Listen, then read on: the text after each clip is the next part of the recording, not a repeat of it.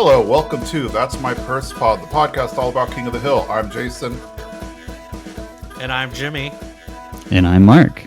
Yes, we have a full house today, three of us, three King of the Hill super fans, and we're going to talk a little bit about one of the best episodes. But first, we're going to talk about a little bit what our past week was like. So anybody have any highlights for the past week? I know we just came off of Thanksgiving, so maybe a Thanksgiving tale or something. Thanksgiving tale. I did Black Friday shopping. I don't know if that's interesting. Why would you do that to yourself? I always go to Best Buy because they have those really cheap Blu-rays. And I'm like, I'm going to watch these Blu-rays. And guess what? I opened my drawer to put the new Blu-rays in the drawer. And the old Blu-rays from last year are there, still in their plastic wrap. And I'm like... I hate physical medium. Like, I'd rather have everything digital, but I can't help myself. Best Buy's got me. How much are these mythical Blu-ray discs? They're like $5.99. Okay. So I mean, it's not that bad. But like, I mean, I own Band of Brothers on DVD, Blu-ray, and now 4K. Like, I keep buying the same because I'm like, well, what if I get another player? It's so cheap. I can watch. I should just have in case the world falls, I need to be able to watch Band of Brothers. Mm-hmm. You can just have it playing in multiple rooms. Yeah, that's the goal. This is starting to sound like my Steam library. Keep buying the same game over and over again. I did the exact same thing with Persona 5. So I bought the game Persona 5 for PS4. Then they did one of the remakes or remasters or whatnot, the Persona 5 Royal. So then I bought that. And then a few months ago, they did another like remaster and made it on the PS5.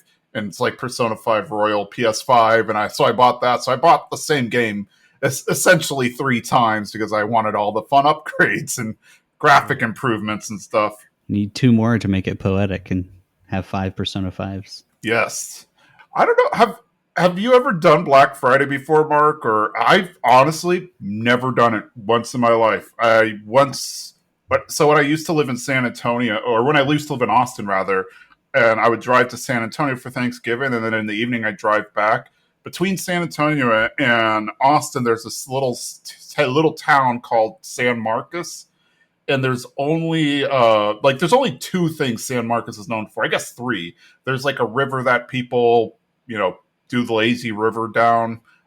There's also Texas State University. And then there's 2 major outlet stores there. And so a lot of people go there for cheap shopping. And as I drive by on the access road, on the highway, there's just like backed up of people waiting for those midnight things to open up, the midnight sales to start. I'm like, glad it's not me. Yeah, I don't think I ever did like the early morning Black Friday thing, but I did do like probably like 10 or 11 a.m. on Black Friday, and it was miserable. And I was like, never again will I be doing this. Oh, man. I worked retail on a Black Friday. I used to work for Best Buy. Maybe that's why I'm so into Best Buy DVDs. But I worked for Best Buy, and I had to do a Black Friday. So I had to be there at like 4 a.m. And I ran register. It was horrible. That sounds awful. I can't imagine. It was the police were outside. And we only let 5 people in every 10 minutes so that there wasn't a crowd. But wow, I feel like that was the mark of like, I was like, I need to get out of like retail is not my destiny. Mm-hmm. You know how other countries have conscription where it's like, you have to serve at least 2 years in the military or something like that.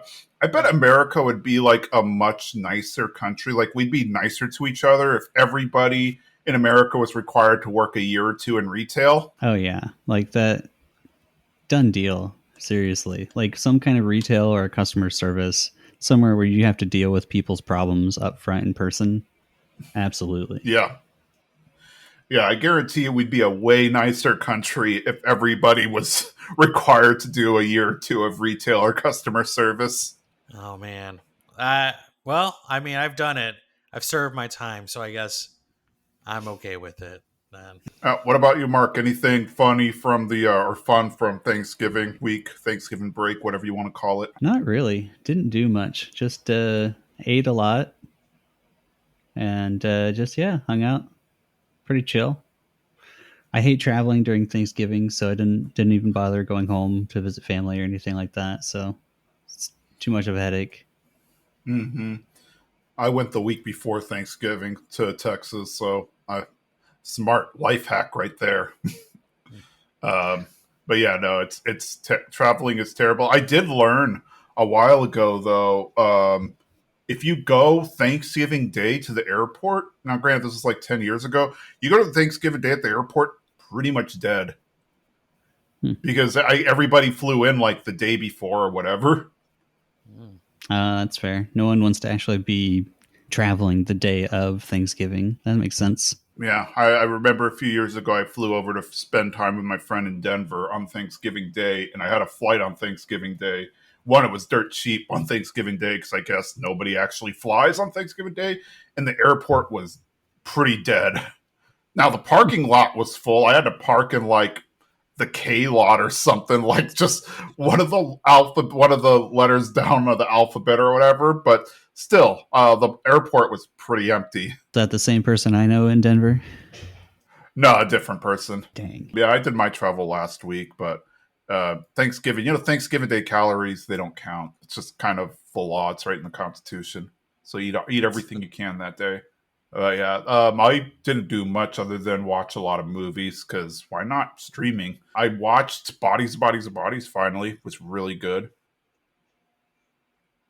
For those who don't know about it, it is an A24 film. We've talked about A24 before on the podcast, and it's like a sort of horror movie, sort of who done it type of thing.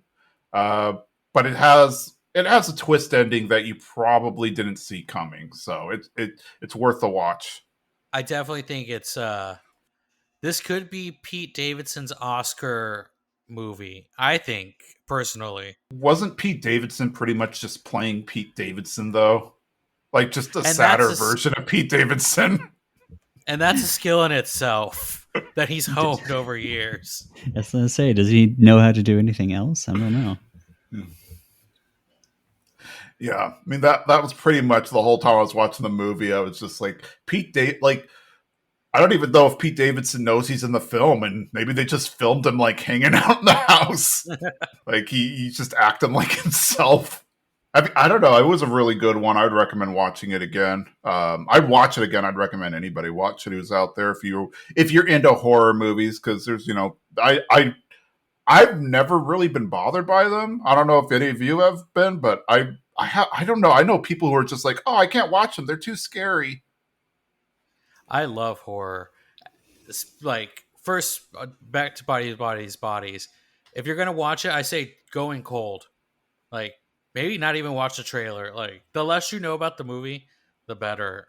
I feel like for that movie. Second, after Thanksgiving, uh, meal with the family, we were all watching a movie. People were passed out on the couch, and I was like, I'm gonna put on a movie that I like since I'm the only person really awake.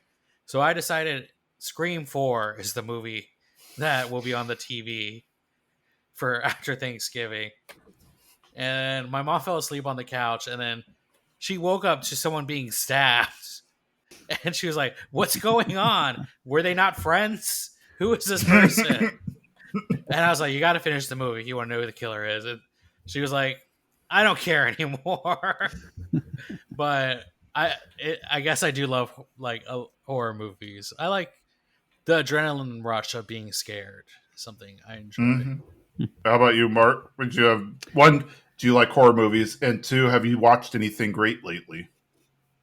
I'm not a huge horror fan, to be honest. Like, I feel like a lot of them are just like the jump out at you ones that are Mm-hmm. I'm just not interested in being jumped out at me, scared. Everyone gets startled. Okay, that's it. It's over. The gruesome ones I used to like back in the day, like Texas Chainsaw Massacre and the House of Thousand Corpses or whatever it was, the Rob Zombie one. I used to like that stuff back in the day, but I don't know. just don't get into it now anymore. Yeah, I haven't seen one yet. Personally, I haven't seen one yet that legitimately scared me. Um, I used to be very scared of everything when I was a kid, so you couldn't put Child's Play or whatever in front of me. But as an adult, like you mentioned, they all go by the same beat. Like, oh, the music cut out, so you know there's going to be a jump scare or things like that. Yep. I will say though, I did enjoy some of the horror video games. Those I could definitely get into. Like, I feel like it. You turn the lights off, you put the headphones on, and you can just really immerse yourself in it, and that gives me that adrenaline that I think that Jimmy you're referring to. I can feel that. That's creepy. You can feel it down your spine. Your heart starts beating. You just don't know what's coming around the corner. I enjoy horror video games like that. That's fun. Which one's your favorite? More franchise wise, either individual game or franchise. I'm trying to remember the name of the one. It was really old, probably the early 2000s first person shooter. Can't remember. Oh, was it like Resident Evil? Did you ever play Resident Evil? I did like the Resident Evil ones, but it's not the one I was thinking of. Oh, is it like House of Dead? House of the Dead? No. I'm out of guesses. Yeah. No, I'm a two-guess guy, and they're both off. Choose it. Yeah. Yeah. I was going to say Silent Hill, but I know all those games have been third-person view. So. Silent Hill was fun. I enjoyed that. Dead Space was fun, but that's not what I was thinking of. Dang it. They did 2 or 3 of them. I think they had a trilogy. Yeah.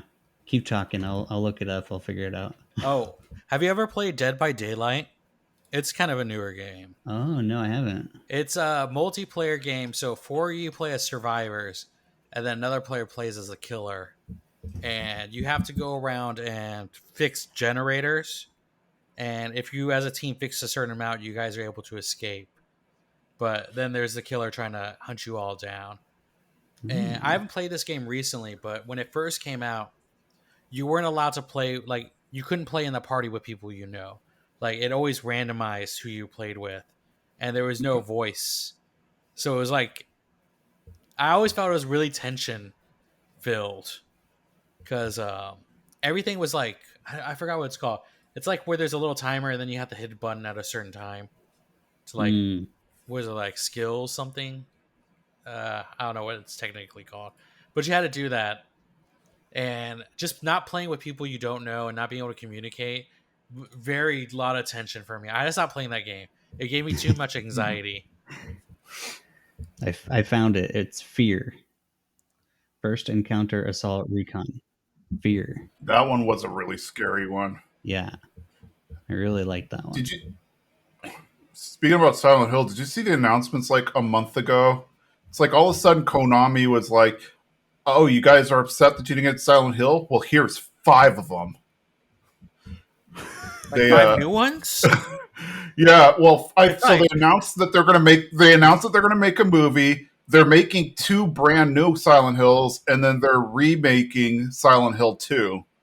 So I guess that's 4 Silent Hills, but they're like, yeah, so you're upset that because people have been complaining about the one that was canceled, Silent Hills or whatever, and like, when are we ever going to get Silent Hill? Is that the one with Norman Reedus in it? Yeah, it was supposed to have Norman Reedus in it, and they're like, oh, when are we going to get Silent Hill? When are we going to get Silent Hill and stuff? And so they're like, you want Silent Hill? Okay, here's 4 of them. And then people were like, I didn't really want it. Exactly. This is too much. Take it back. Someone grabbed it and was like, oh, wait, this is Silent Hill? I was thinking of something else.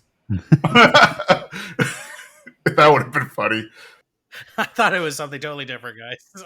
Oh, no, Silent Hill. Mario Party. That's what I was thinking about. Yeah. It's the same game. Where's Yoshi? That's what they're... I got my kid this game. Pikachu's not even in it. That would be funny. But yeah, let's jump into the episode. How about we're gonna talk about, so this episode is episode 37 for us, 9 Pretty Darn Angry Men, which is season 3, episode 7, early episode, and also pretty appropriate because the majority of this episode takes place on the day after Thanksgiving. Like the beginning is Thanksgiving Day. So we are somewhat timely on it. We're not recording this the day after Thanksgiving, maybe a few days after, but it works. Yeah, it's pretty good timing. Well done. Did you plan this? No, actually, I moved some stuff around on the schedule when I was looking at it. So we are doing a Christmas one next week, though, so that's something. Okay. Nice. All right. This is also one of my favorites. I mean, I know we say it a lot, like almost every episode's one of our favorites, but this one has some of the most quotable lines. And I distinctly remember watching this maybe during its original run when I was a kid. So it's always had like a nice one for me. Yeah, same. This ranks up there as one of my favorites of all time. I feel like I always get this confused with something else, but when I watch it, It also, I think, exemplifies Hank Hill's character. But yeah, it's a good one. So we start the episode in the alley, and it's always like the other times where the guys are just sitting around drinking beer. This time, Hank's actually on his lawnmower, and he's talking about his Mason 1500 and how he's going to be joining this focus group to tell the Mason company what they need. And Dale's like, "Oh, you're going to kill at that focus group," and he's like, "Oh no, it's not about killing or winning or anything. It's about telling the Mason Corporation what you think in a comfortable mall setting." And Bill's all angry, or he's kind of passive aggressive because he's like, "Well, I think it's an honor to be invited." And then Hank's like, "Take your average pickup truck. You got with the airbags and vanity mirrors. It's one focus group away from being a powder room." And don't they do that later at some point when Peggy wants the truck and it's got like all those vanity things? Yeah, or I think that's also the one before or after this episode. I don't know if it's before or after. I think it's the one where his old truck dies, and like they go to the truck dealership thinking it was a mechanic, and like he's like, "Oh, the truck has a phone and heated seats and stuff," and he's like, what did Hank say? Something like, "Well, let me put on a dress and drive it then." Or I was thinking of the one when Peggy was in the pageant. Oh yeah. And then Hank bought her the truck, or he painted the truck white instead or something. And then it was never white again. Just that minute in that one episode. Yeah. Well, it's funny because Texans are very opinionated about trucks, but I think maybe it's just a rural thing in general, maybe not specifically Texas. But I had a friend who people made fun of him. This was like back when I was in college because he had a truck that had like a step on it. And they're like, "Oh, that's a girly truck or whatever. That's not a real man's truck." And so he was just like all embarrassed about the purchase. I appreciate a step on it. As a short person, like trucks are high. I don't feel like people realize like they're not on the ground, people. Yeah, they're not easy to get into. That's for sure. I appreciate the step too. Mm-hmm. Yeah, I think Hank would be upset at the step, just like a real man should be able to pull themselves up or something like that. I don't know. Yeah. Pull themselves up. Bill's upset because he wasn't invited to the focus group. But, Hank's like, "Oh, well, I just don't want to get tired of you because, you're going to be spending Thanksgiving with us." And he's like, "Oh, I can never get tired of you, even when we're sharing a cloud in heaven." And Hank's like, "Oh, fine, just nod whenever I make a point." Is that so he doesn't have to share a cloud with Bill? Like, he's like, "I better invite him to this focus group or we're going to be in heaven together." Yeah.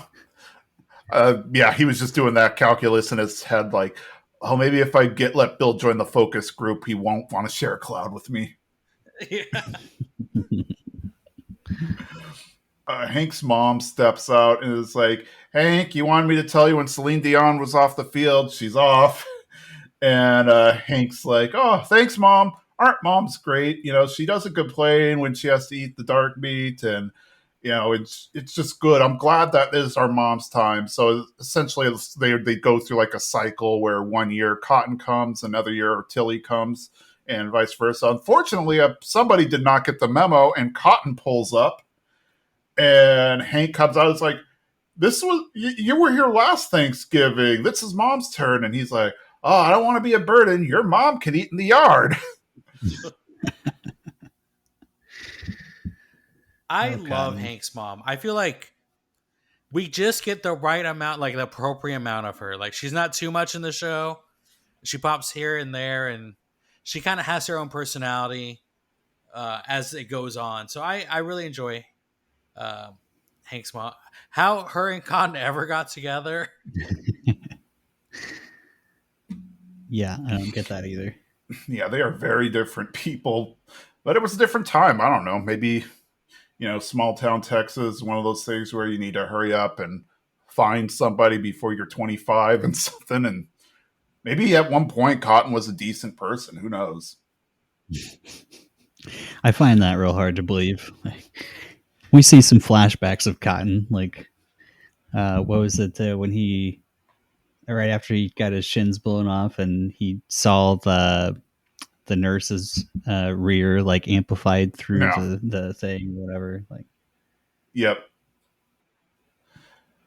We're seeing the Hill family setting up for Thanksgiving, and they're putting in the extra leaf in the table and stuff. And Hank's like, "Oh, and in addition to all the other things we don't talk about, please don't talk about the focus group." And Peggy is concerned that Cotton is going to ruin Thanksgiving like Squanto and his band of Indians ruined the first one, which is like the most. I mean, I guess it was played for laughs back then, but now, like as an adult, I realize, oh man, that's like super offensive. yep, that's just the sort of thing that Peggy will throw out there every now and then.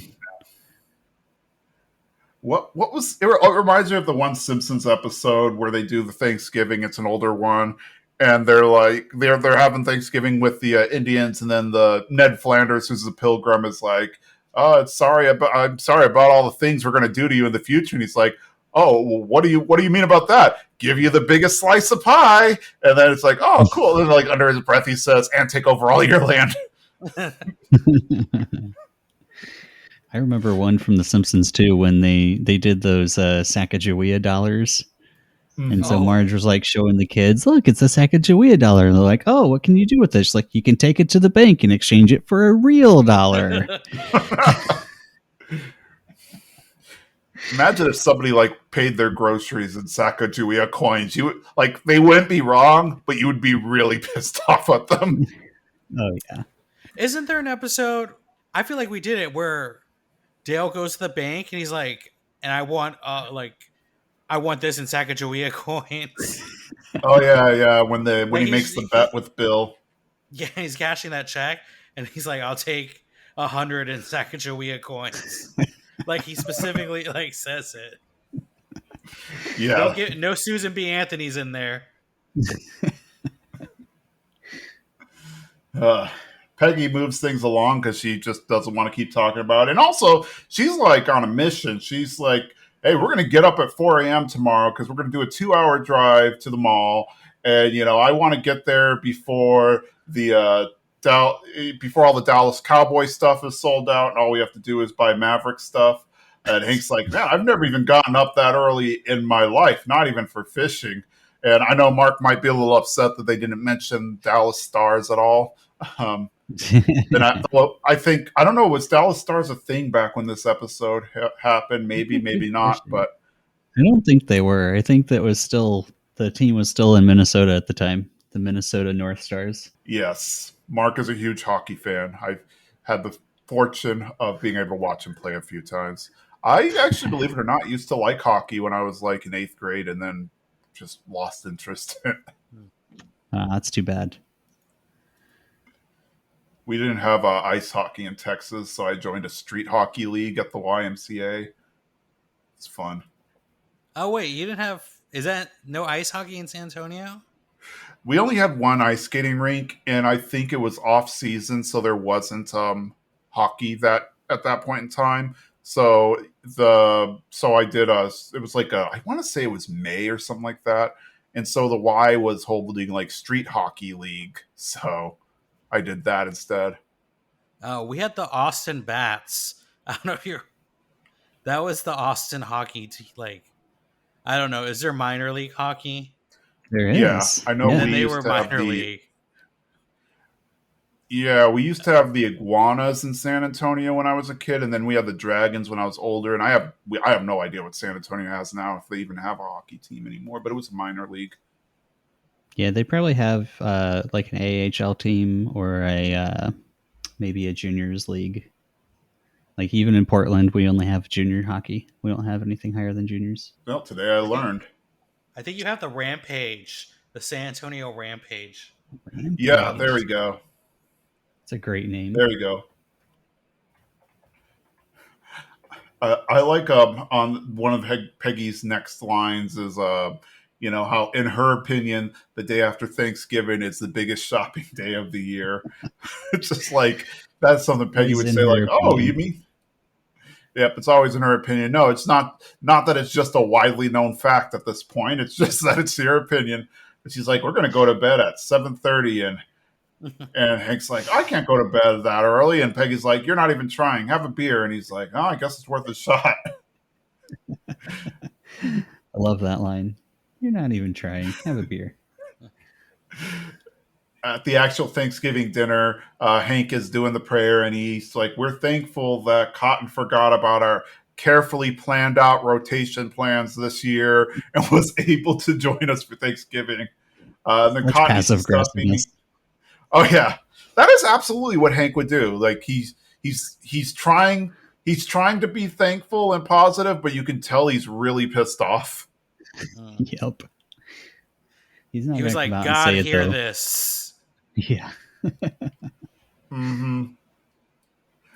Cotton is eating the stuffing. He's like, the stuffing tastes like crap. Did Tilly make it? Did I tell you about the time she tried to poison me with a baked chicken? And she's like, that was chicken almondine. And he's like, it was poison. It was cyanide, woman. Yeah. Hank's like, can you please not badmouth mom while Bobby's in the room? And Cotton's like, all right, Bobby, you heard your dad. Leave the room. And then I like how Bobby actually gets up and gets ready to leave. And Hank's like, no, no, Bobby, just stay.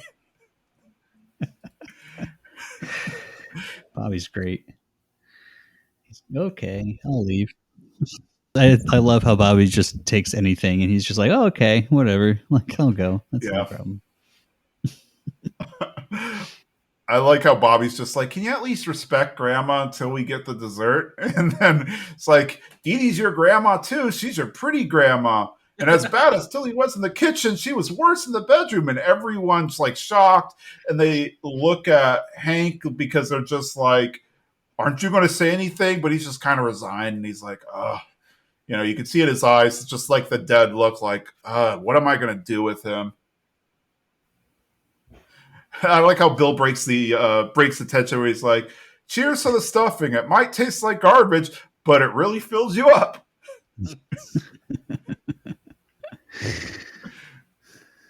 He's trying to help. I don't know why anyone expects Hank to do anything about, like, I feel like Cotton's just a runaway like train. Like you gotta just let it go through its motion. You can't really like stop him. Yeah, I've known people like Cotton before, and there's just nothing you can do to change who they are or what they're gonna say or do. So it's like you just gotta let it burn itself out. Yep, it's like a 5-year-old with an AK or whatnot. You don't want to get too close because you might cause them to fire it more or whatever. So you just kind of got to keep a distance and hope it goes away or whatever. Oh, that must be a Texan one. I've never heard that before. I might have just made it up or seen it on Reddit, but yeah, it's I always hear the ones of like I've heard that say when people talk about, oh, it's like giving a gun to a toddler or something like that. Maybe it is a Texas thing. I don't know. I guess I have heard a generic gun to the toddler, but I don't know. The AK threw me off, I think. Gotcha. In the bedroom, Peggy is furiously clipping coupons. She has like one of those little headlamps on, and Hank's trying to sleep, and it's like, come on, just turn off your little headlamp and let's get some sleep. And she's like, this is 6 malls over Texas. I want to make sure I get all the good deals. Tilly comes in and it's like, oh, thank you, Peggy, for the great dinner. Good night, Hank, in a very terse way. And Hank's like, mom seems fine tonight. And Peggy kind of points out, like, you defended Troy Aikman more than you defended your own mom. It's like, Mom knows how dad's like, and all Troy could do is get it there. He can't, it was. Oh man, I was a Cowboys fan around this time, and if I remember right, came out when the Cowboys started to suck really bad. Like they were starting to go downhill, and like that one spoke Mhm. to me. Like I could remember sitting like on the floor watching Cowboys games and just watching every pass by Troy Aikman hit the hands of the receivers, and Yep. so disappointing time. Yep. Yeah, in Texas, like not being a Cowboys fan is kind of a crime. Though with all the like in Austin, I think it's a little different because you have all the transplants. I remember one of my best friends was dating a girl from Pennsylvania, so they every Sunday during football season there would always be like two bars that were Steelers bars, but then there were also like you knew which bars were which football team. But yeah, growing up, it was like, and I know there's the Houston Texans, but they don't count. Nope. They The don't only people count. who like the Texans are Houstonites. Uh, Everybody are Houstonians. Everybody else in the state of Texas is a Cowboy fan. It's true. Yeah, well, especially in the Uh, '90s, oh yeah, mm-hmm. I feel like there was cowboy merch everywhere when I was a kid growing up in the night. Like yep, they're like, you need this cowboy jacket and this cowboy hat, and I was like, yeah, okay, same. this And is I my grew up in team. Ohio, so. Yeah, No Cleveland Brown stuff for you. Oh no. Browns were terrible. Actually, they might not have even been a team at that point, and at some point they Uh, disappeared. I think so. It was either the Bengals or Chicago. I guess the Bears, there you go. the Colts, Indianapolis Colts. That's the one. Oh yeah, there you go. That would have been close too. Yeah, I think Texas being so big, the closest cities for football would have been either Houston or Dallas. Like you have to go like 5 states over or whatnot to get another major team. But yeah, in the morning we see Peggy, and it implies that she's up all night because she's still wearing the same like Christmas sweater she was in bed with, and she still had the headlamp on and everything. And she's trying to get everybody to hurry up into the car. We see Hank's in like a suit, which we don't see all that often, so you can tell he's taking this whole focus group thing way too seriously. And then Khan comes out. He's like, "I hope we weren't too loud." And Peggy's like, "Okay, kids, you're on your own today, and I got to do all of my shopping." And Luann's like, "Oh, I'm gonna take Bobby with us to meet guys." And Bobby's like, "I'm the bait." And Hank like kind of looks at him a little concerned, and Luann's like, "Guys love single moms." They're all getting into Peggy's car, but then Cotton's like, "Oh, I forgot how much old ladies stink." And then Tilly and Peggy get out of the car, get in Hank's truck, and take separate vehicles. And Hank's trying to talk in the car, and Cotton is like, "Good God, son, you've got a fat neck." And then he's like, "Okay, well, when we get to the mall, you could do this. Are you going to talk the whole time?" Oh, that's a great line from Cotton. I love that. Kills me every time. You got Yeah. fat neck. Mm-hmm. I love when they actually get to the mall. Cotton is like, "I'm going to go to the corn dog shack and see girls make lemonade," which I get the meme. We never had those in the malls in San Antonio, but I get the meme. It's one of my favorite offhand remarks from Cotton. what are those places called? Like they have those hats, right? Like Yeah, it's it's like like a a corn dog, famous I corn dog think. place, right? Yeah, It's like red and yellow or something like that. I think it's Yeah, famous. Corn. What was it's it? like hot dog on a stick or something. I don't know. I think I've always felt like Yeah. it had like I don't know if it was just a joke where they would call it hot dog on a stick, or if their name was like literally that generic of a brand. But There is a they were known for their lemonade. I hotdogonstick.com. remember this. Oh wait, there is a place called Hot Dog on a Stick. Same one. It is. It's called Hot Dog on a Stick. Yeah, they got the hats and everything. Huh? Wasn't that Oh, the same one from like Stranger Things that Steve and yeah. I forget the girl where they Yep. worked. Yeah. Yeah, apparently that was a big thing at one time, but I guess we were too lame in San Antonio to never actually have those in our malls. Yeah, I don't think I ever saw it in real life, only in pop culture. How horrible to have to make lemonade from lemons. Well, that's how you know it's fresh. It's not just coming in a giant bag from corporate or something. That's true. I do like his. I'm gonna go watch the girls make lemonade. That's like my second favorite Cottonism. The other one, like my favorite, I don't know that we have covered it yet or we will, but there's one where he's like, "Sorry, I'm late. I had to go to the wax museum and give FDR the finger." That's one of my favorite, like random Cottonisms. uh, uh, Peggy gets ready to dart off and do shopping, and as soon as she starts walking, her sole comes off of her shoe. So she goes and finds a cobbler in the mall, and she's like, "How long will it take to glue sole onto a woman's loafer?" And he's like, "Oh, this will only take about 5 minutes." And he looks at it, it's like, "Woman's loafer? This is a man's loafer." And Peggy's like, "It's unisex." And then he's like, yeah, it's like, whatever. This is going to take a while. And then she just sits down. I love that small little joke.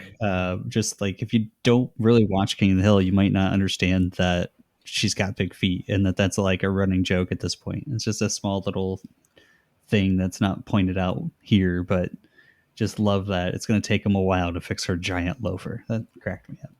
So does it just take a long time to fix men's shoes? I don't like. I think it's just because it's just so big, because it's bigger Yeah. than he expected. So he's like, "This is you have huge feet." He thought a small lady's loafer would be easy. I do love. Sometimes Peggy embraces it. Sometimes she does not. Like this time, she was like, "No, this is unisex. This is a uniloafer." Mm-hmm. Yeah, guy's just like, whatever. It's like, they'll take you a while. I wish he would have screamed back to the like other people, like, "We got a big one coming in, guys. Clear the table." That would have been a fun visual gag if he like had to get a special glue and like he just opens up the box for the first time, like blows some dust off of it because he's never had to use it before. Man, we got to order these parts from New York. It's got to take us a week. In the next scene, we see all the men in the hallway. They're all in suits, the guys, and so they're all taking this way too seriously. I've never been part of a focus group, but I feel like I wouldn't go in a suit and tie. I'd dress nice, but I'd probably wear a nice sweater or a polo or something. But I don't think I'd go that crazy over a suit and tie. Well, did you see Hank's carrying a folder? Like Hank has notes, and he's like, yes, ready to go. Oh, I love Hank. They get there. There's already people there, and the moderator is talking. And he's like, their company is called Research Associates, which is kind of funny. He's like, they're my research associates and myself at Research Associates are paid by the Mason Company, but we are paid to be independent. Bill and Dale come in, and Dale's like, we may or may not have seen Cotton in the bathroom, and we may or may not have told him that we were getting paid $50 to do a focus group. And Bill's like, mostly may. Hank's like, oh no, and he gets up and he tries to close the door before Cotton could get in, and he closes it right as Cotton is walking in. He's like, oh, that was close. Yeah, what you want to do is turn around and head out the door, and once you're out the door, there is no wrong turn. But then Khan's like, out of my way, I'm joining the focus group. I don't know. So I have been in a few focus groups, and they do not work like this. But like, no one can just randomly show up. Yeah, like, I think the demographics are very particular for these focus groups. Typically, you don't want just a bunch of randos in there. It's not going to be good data. Yeah, I also was surprised that Hank was like surprised that Khan was there. It's like there's only like 10 of us that live in this city. That's one of my favorite Khan lines too. Is when he walks in and sees him, and he's like, "I am everywhere you want to be, Hank Hill." I love that line. Well, also, this mall is 2 hours away from Arlen. But I wouldn't be surprised if Khan overheard them talking about it and was like, I must do this to annoy Hank Hill. Maybe. I could see that. Khan's wearing a suit too, so Oh yeah, he is. Yeah, Khan lives just to mess with Hank. Like I think that's his whole reason of life. uh, the focus group starts and Khan says he's a system analyst and Hank's like, so that's what you do. Oh, what kind of systems? I don't know. I feel like maybe like Hank's never seems to have had interest in anything of Khan's life before, so I feel like this is more him just trying to like deal with his anger or disappointment at his dad being there. So just yeah, trying to very make distracted. conversation. Mm-hmm. Lane Prattley is there, who's the what is he owns Prattley what is it? Prattley Hyundai. I can't remember the other one. Mitsubishi maybe. And then he's like, I got my eye on Cadillac. My dad's not doing so well, so I guess his dad owns a Prattley Cadillac, and he's going to inherit it. Then there's one of my favorite one-time characters, Boyd Schubert. He's a minister, but he's lost his faith. But then he's like, but I found a good parking spot, so there's that. The Lord works in so much mysterious ways. Who the hell knows? Yeah. I love this guy too. He's such a great like one-off character. Such a dark like story with him. I love it. Mm-hmm. I like when Hank's there. He's like, I'm Hank. And he's going to say that I'm Hank Hill. I sell propane and propane accessories. But Cotton cuts him off and he's like, he runs a gas station. I'm Cotton Hill. I killed 50 men. I like how Dale is then like, is that a real computer? Yes. Okay, in that case, my name is Rusty Shackelford. Is this the first time we meet him as Rusty Shackelford, or does this come up a lot? Like, I don't remember. I know it becomes a running gag later, I feel like but this it is came pretty up early. once, but the way he says it's like it's the first time. No, right. well, I guess maybe the first time we've heard it, but like in their lore, he's been using it. That's forever. true. He did say like at one point that he can get Hank an identity of someone who died in 1953 or something like that, like hinting in that it was Rusty Shackelford. Well, wasn't Rusty a kid that moved away and he thought like he died or something like that when they were kids? As a kid. Yeah, he didn't. And that's why he took the name. How did you feel about that? I always liked the fact that Rusty Shackelford was this just persona he made up. I kind of felt it took away from it when they reveal in a later episode that it was just like a kid he went to school with who I guess he stole his identity. Yeah. I think it adds some plausibility to it because if he was dead or if he was totally fake, then I think he would have gotten busted for this scam a long time ago. But the fact that it's a real guy who's still alive really kind of put some credence on it. Like he was using his real social security number and actually stealing this guy's identity really without knowing it. I do like that there's consequence. Like, you think there's no consequences for Dale using this name, but we find out that Rusty's been facing all these consequences. He's like, I get these letters and like all these things come to my like house. Please, Dale, stop using my name. Oh yeah, he needs Dale to sign that affidavit because he's like, I'm trying to get a small business loan, but the bank thinks I'm the same guy who ran out on a loan on alpaca farms and stuff. So,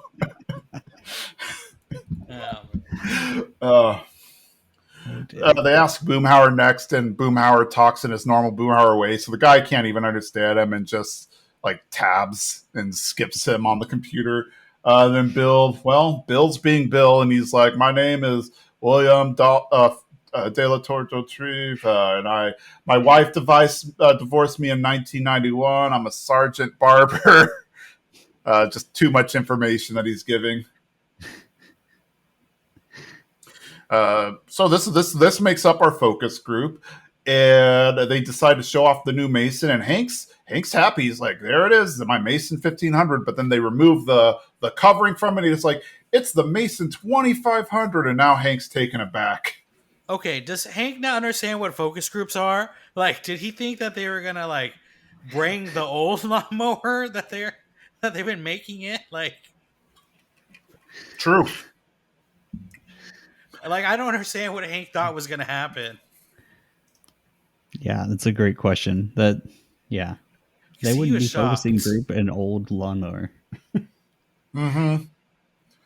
One that's been on the market for a few years, presumably. Yeah, when they come back, the guys all love it. Like everybody in the room loves it, except for Hank. And Hank's like, they pushed out all the mower for space age polymer and cruise control and zero turn radius and rear bag attachment and a Tommy Hilfiger sports package. Okay, wait. Do you think of Tommy Hilfiger when you think of sports? I only think of polo when I think of Tommy Yeah. Hilfiger. I'm like, that's what kind of sports package? Yeah, my first It's thought was like a cologne package, like it would be something smelling good, not Mm-hmm. sports. The one thing that doesn't make sense to me is like the cruise control. I I guess if you have like an acre of land or something, then maybe it's useful. But in his little yard or whatnot, like when is he or anybody for that matter, like an average mower, going to use cruise control on a lawnmower? And I'm actually thinking about this, trying to remember back from when I was a kid driving a riding lawnmower. Like I think they were all technically cruise control because there was just like a positional throttle. And so you just like Yeah, put it at the spot you want, and then you just hit the brake when you wanted to slow down or stop. And then you let off of it and it goes right back to that same speed. this one must have lots of work. yeah. I was going to say, don't like lawnmowers only have maybe two speed settings or whatever anyway? It was like a bar. It was like a physical metal bar that you could throttle and just push it farther and it let more gas in. And like that was it. Yeah. Khan says he loves the mower because he knows Hank Hill can never afford it on his meager salary. And then Cotton's like, he's a pump jockey. He works for tips. And Hank's like, Dad, I'm not a pump jockey. Dad, I'm not works for tips. Cotton likes the mower because it's curvy like a woman. I love that one where he's like, he's a pump jockey. He works for tips. That's so good. Love that line. Yeah. It's hinted in a few episodes that Cotton, I think, legitimately thinks Hank works at like a gas station, like not a propane sales, like a propane store or whatever, like a legitimate like pull your car in, fill up your tank, drive away gas station. Yeah, he either has no idea what Hank does or he just has zero respect for Hank and is just messing with him. It's probably both, to be honest. Could be both. So we kind of join and see what everybody else is up to. Luann is ice skating or getting ready to enter the ice skate rink, and she's not confident. She doesn't know how to ice skate. It's kind of hinted, and she's also sad because they're playing Buckley's song. So there's a lot to unpack there. But Buckley's song is like the Jock Jams It's so song, perfect. right? Yeah. It's da-na-na. Hey. Yep. I love that. Yep. That's so funny. That's great writing by the team there on this episode. They couldn't have picked a better way of talking about Buckley in this episode. That was awesome. Yeah, we see Peggy at the cobbler's, and she fell asleep while she was waiting for her shoe. I like how the cobbler just kind of like shrugs, puts the shoe on her foot, and then goes back to work. Like he doesn't even attempt to wake her up or anything. You'd think he'd at least wake her up so he could get paid, because we didn't see him take any money from her when he took the shoe and back or whatever. It's true. I didn't think about Maybe that. this is just like a job of passion. Like he's like, I never gotten to work on a loafer this big before.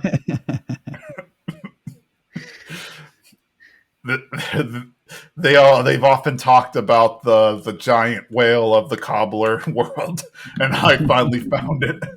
Yeah, this is his white whale. Like, they'll tell stories of this to their children.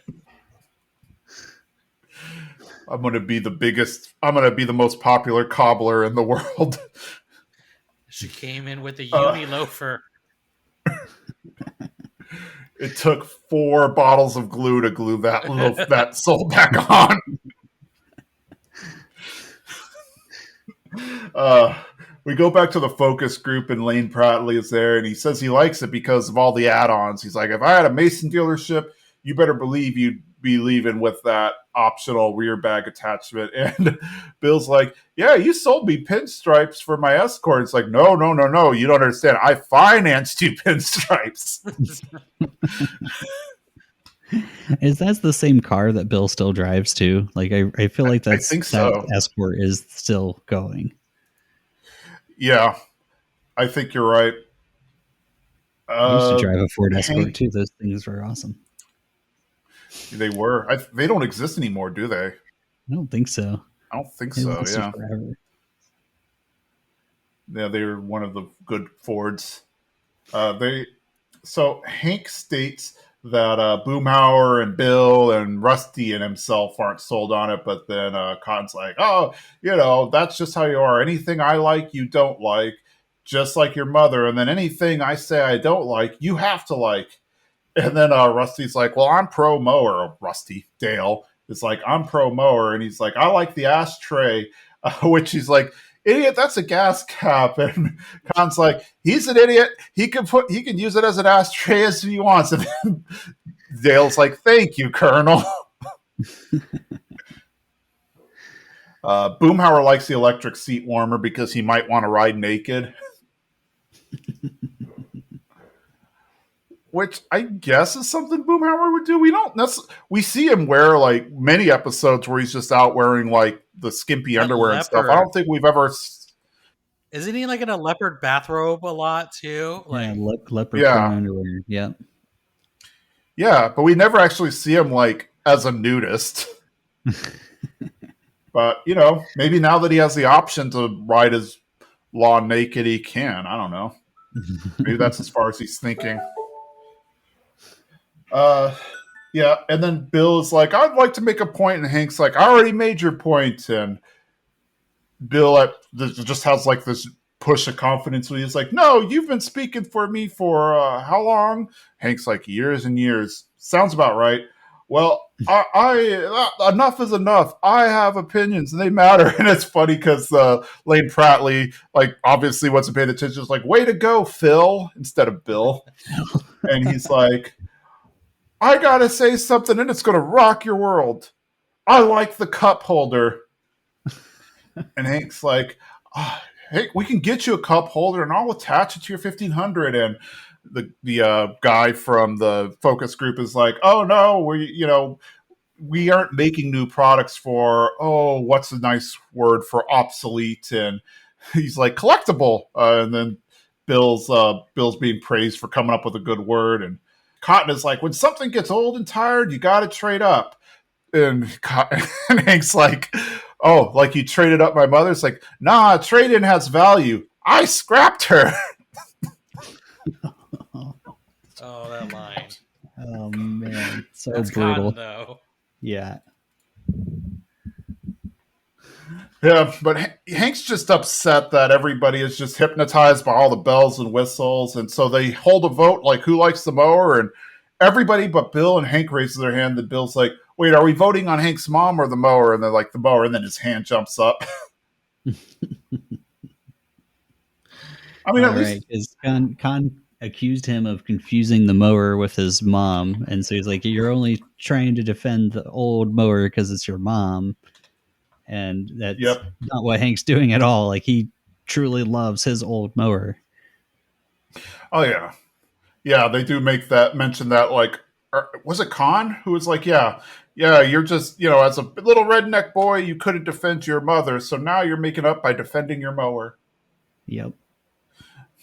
The moderators are ready to call it because it's just like, hey, everybody but this one dude likes it, so we can just call it a day. And Hank's like, on the invitation, it said we're going to be speaking from 9 a.m. to noon.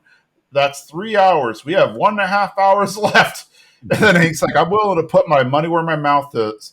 I'll put up my $50 less my expenses, and if I can't convince you all to change the to change your mind.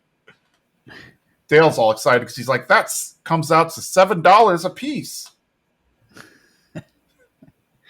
for an extra hour and a half of work. Yep. Though you might have actually been able to buy something decent with $7 at the mall in the early '90s. A hot dog on a stick. Yeah, and the lemonade to go with it. The lemonade. Exactly. I also don't think this is how focus groups work. Like, I don't understand what's happening. Like it's already made. The lawnmower's there. True. Yeah. Well, they kind of hint into this a little bit that this is a little bit of a shady focus group to begin with, because it's being paid for by Mason to begin with, and at that point when he's trying to shut it down, he says like, "Oh, I think I have enough positive and negative comments to write a very positive report."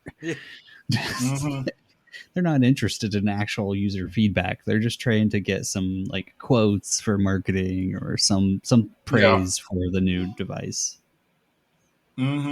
Well, if we want to see what everybody else is up to real quick, Luann's ice skating, but she still can't skate and she falls, and then Bobby takes to it like a fish in water, and he's ice skating, but he's kind of doing like ice dancing a little bit, and he's like, I can't wait till Dad sees this. And I actually feel robbed that we don't actually get to see Hank's reaction to this. Yeah, we're robbed from that boy ain't right quote there. I feel like Hank would be too tired at this point. Hank's like, I can't deal with anything else today. It's like, Bobby, there's fruit pies in the truck. Let's go.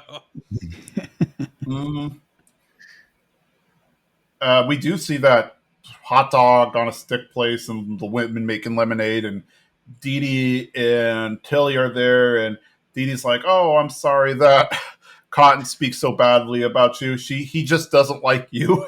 And then Tilly's like, oh, I could deal with him. I just wish Hank would stand up for me. And Dee Dee's like, oh, Hank doesn't stand up for me either. His own stepmother. And Tilly just kind of gives her like a dead look, like, I'm not even going to dignify that with a response.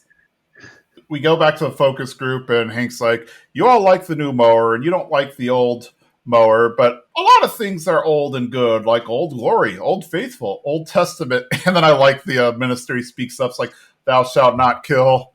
Just because a baptism turns into a drowning, everybody gets upset. And then Lane Pratley is like, oh, that's a terrible story, yes, sir. Can I ask you, what do you drive? It's Mitsubishi Diamante. And Lane is like, oh, well, if you can hurry up, Hank, I'd like to take him to get a brand new pre-owned Sonata. I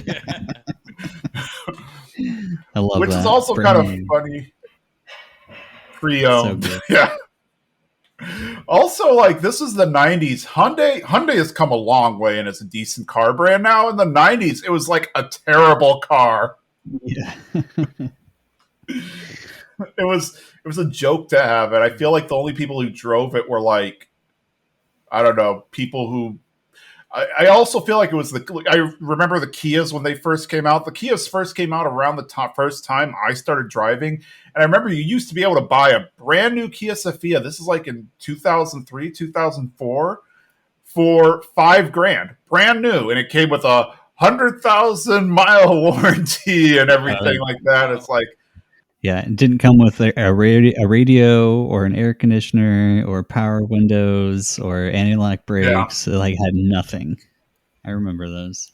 Yeah. Oh man, do you remember rolling windows down, like with the thing?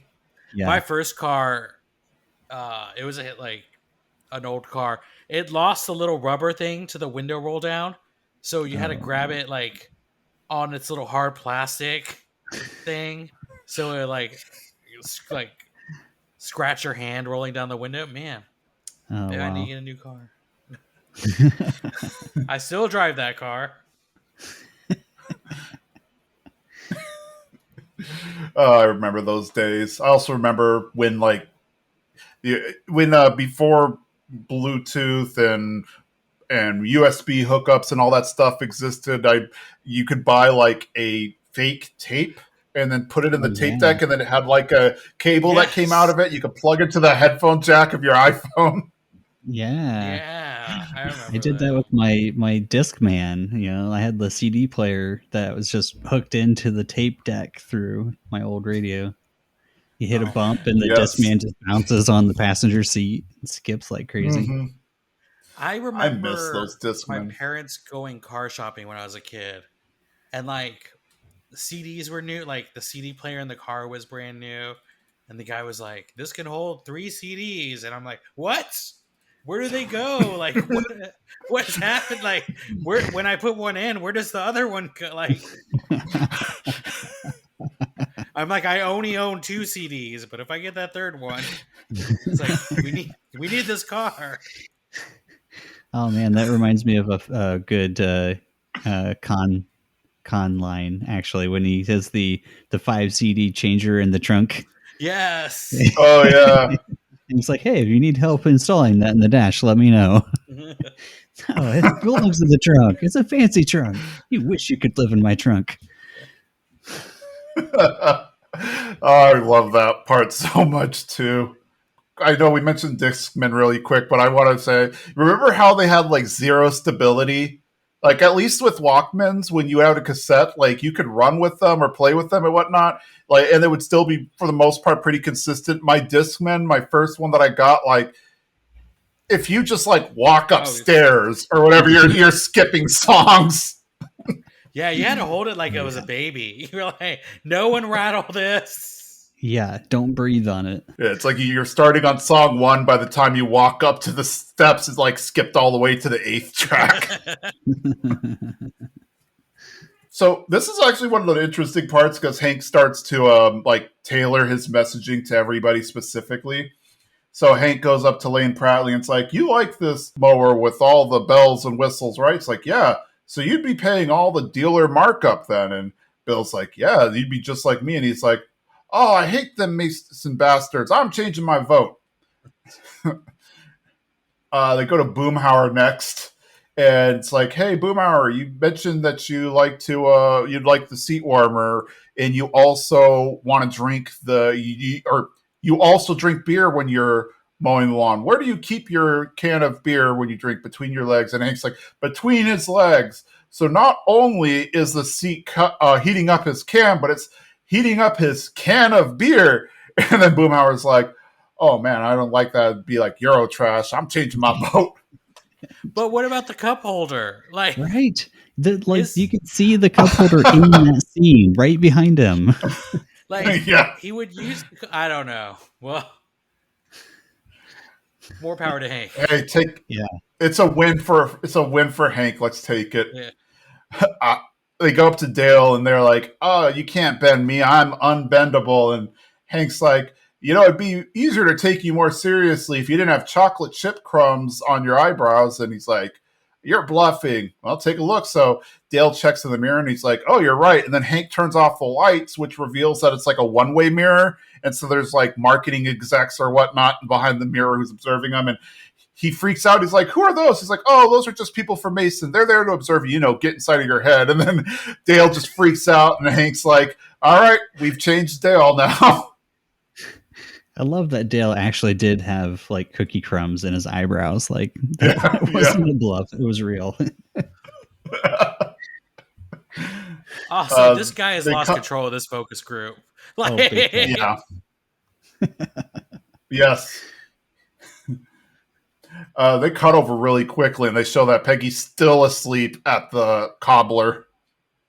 And then the guy, I guess he's trying to get control and call it down. He's like, "Oh, I think I got enough positive and negative comments to make a very positive report." And Hank's like, "Oh, I still have 20 minutes." And he starts talking, and I guess they do kind of like one of those time lapse montages where you start seeing like more empty beer cans and stuff open on the table, and then all of a sudden it gets to Hank, and he's like, "And then Taiwan won't be far behind." and then second. So it's kind of implying like he took all that time to make his first point.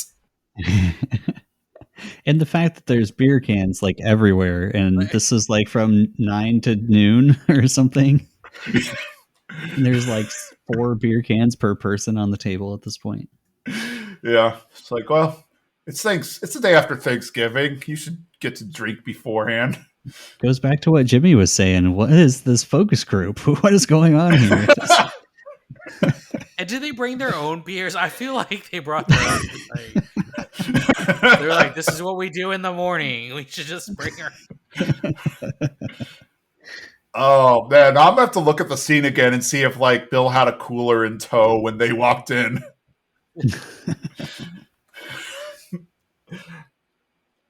So Khan is being Khan, not paying attention. He's spinning around in his chair, singing "Rock the Casbah," and he falls, and everybody starts laughing. And then Hank just kind of has like a Dr. House epiphany moment. He's like, "That's it." So, this new lawnmower has a light space-age polymer and 0 turning radius and a rear bag attachment, right?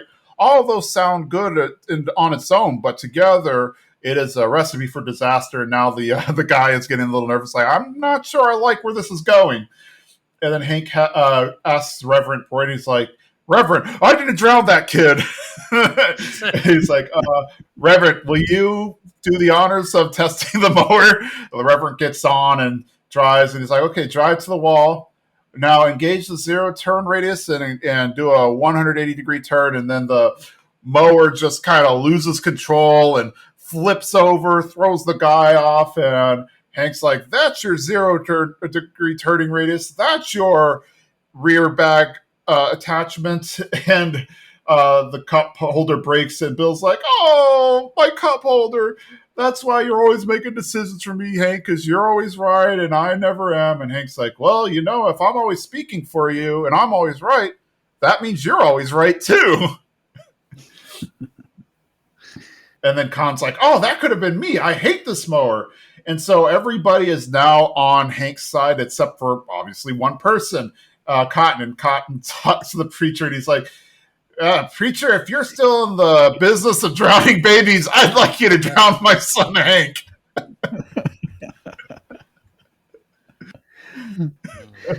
I love that. Oh gosh. One, he's bringing up trauma for that preacher by saying that, and then two, just it's a terrible sentence in general.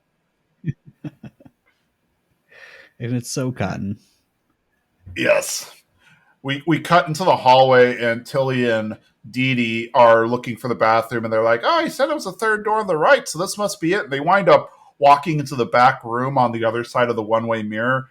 She sees Cotton, and Cotton's talking, and he's upsetting Tilly because he's like, oh, there he goes again, and in public. And he's like, I'll give $50 to the first person who can figure out how to strap an old woman onto an old lawnmower and drown them, or push them off a cliff. And it's like, yeah, Mr. Khan, I like a big butt, but Tilly was taking advantage of the situation. And that's when Hank finally has, and he's like, okay, that's enough.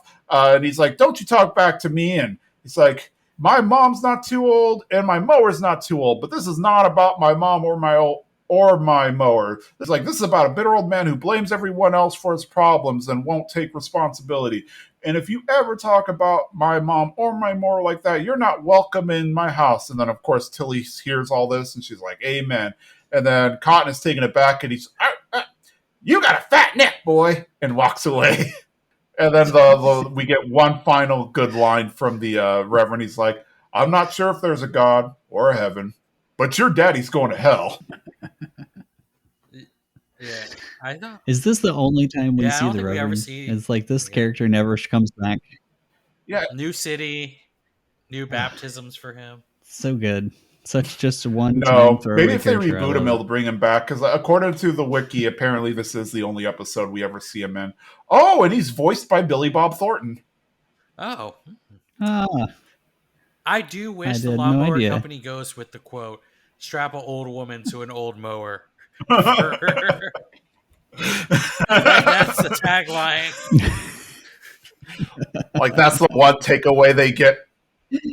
That's like the one The takeaway best they have line I from the got out of this focus one. group, and they put it in all their marketing material. Yeah.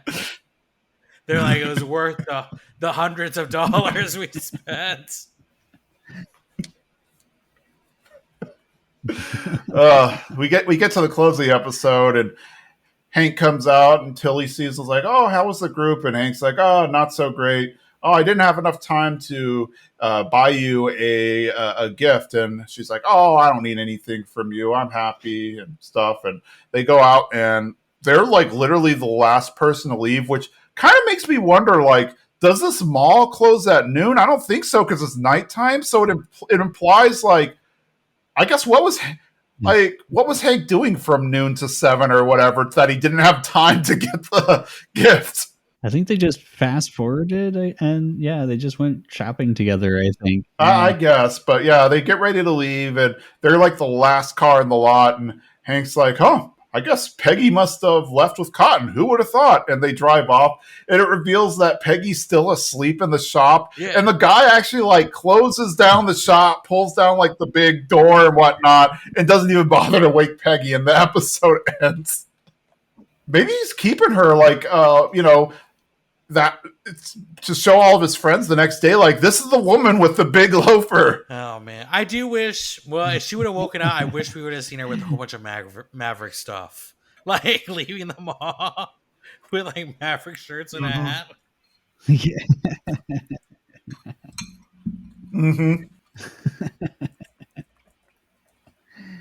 Yeah, this is before cell phones were a thing too, so it would have like it would have taken them a while to realize that Peggy wasn't there. Yeah, they'd have to drive all the way home, find out she's not there, go all the way back to the mall.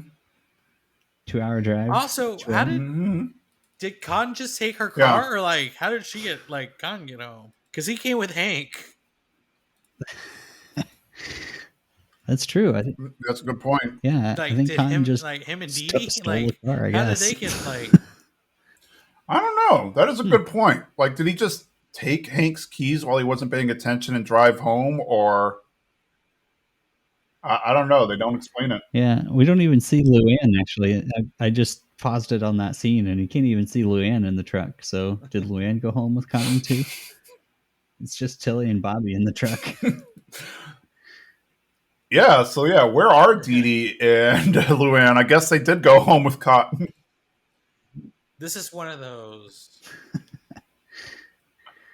I did find that weird about the beginning of the episode when they split up to take the car and the truck, but Hank didn't drive the truck himself. Like, that doesn't feel like Hank. I feel like he would have insisted to drive his own truck. That's true. That does not seem like a Hank thing. Hank would definitely want to drive his truck. Like, I could see him letting Peggy drive the truck, so that doesn't really concern me. I don't see him letting Dee Dee, Luann, or Cotton drive the truck. No, though there are episodes where he does give Cotton the truck, so I don't know. That's true. To get Hitler's canoe. I don't know how many times he's had to rebuy that Hitler's canoe. It seems like he's always going to the shop to buy Hitler's canoe. Oh, and fun fact, when you brought up the Dallas Mavericks, I was curious. So apparently Dallas Stars started in 93, and this episode was filmed in 98. So good chance that there would have been Dallas Stars things in the mall. Yeah. There you go. Apparently, it looks like, didn't they have a winning season once? Yeah, they've been pretty good lately. Last season, I think maybe not last season, 2 seasons ago, they went to the cup final. And I don't think they won though. Yeah, I think it says here. Yeah, 2020. You know, it looks like they won maybe in the 98-99 season versus the Buffalo Sabres. Wow. Their first year? Or like no, their that fifth was, year. Never mind. That was when the King of the Hill episode came out. Yeah. I think that's the only professional hockey team in Texas, I think. I mean, there's a lot of minor hockey, but that's only professional. Yeah. Though Austin finally got like a major... Yeah. Only NHL team, at least. Yeah. Austin finally got its own professional team. For the longest time, Austin was like the only big city that didn't have a professional sports team in it, basketball or anything. I think like I guess we had a pseudo sports team, like the Longhorns was kind of something everybody in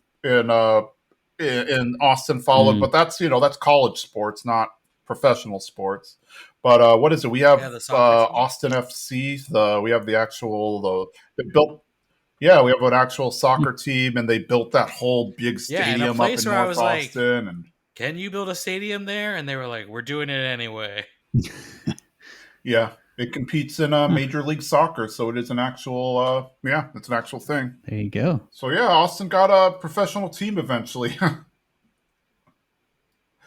There was a point in time where the And they keep. go ahead. I was going to say they keep talking about potentially bringing another NHL team to Houston. Like that's one of the markets that they're looking at as a potential in the future.